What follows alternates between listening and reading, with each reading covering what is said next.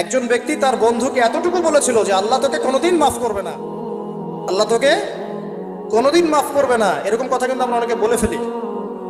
আল্লাহ পাক মৌতের পরে এই দুই ব্যক্তিকেই ডাকবেন, কিয়ামতের মাঠে ডাকবেন। এটা বারজাকে হয়েছে। বলবেন, আমার রহমত নিয়ে কথা বলার ইখতিয়ার তোমাকে কে দিয়েছে? আমি কাকে মাফ করব কাকে করব না, এই কথা বলার ইখতিয়ার তোমাকে কে দিয়েছে? আজকে আমি তাকে মাফ করে দিলাম, তোমাকে জাহান্নামে দিয়ে দিলাম। যাও। অতএব আল্লাহ রাব্বুল আলামিনের এই বিশাল রহমত আমরা পাবো, আশাবাদী ইনশাআল্লাহ।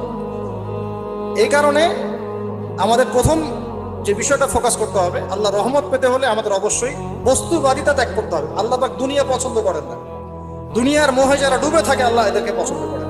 দুনিয়া প্রয়োজন, যতটুকু আমার দরকার আমি করব, যতটুকু প্রয়োজন নাই এই বিষয়টা আমি পেতেই হবে, চাই চাই আরো চাই। হ্যাঁ, দুহাতে চাপাও হাত পেতে নাও, ঋণ করে ঘি খাও, এইসব দর্শনের ধার ধারবো না আমরা ইনশাআল্লাহ।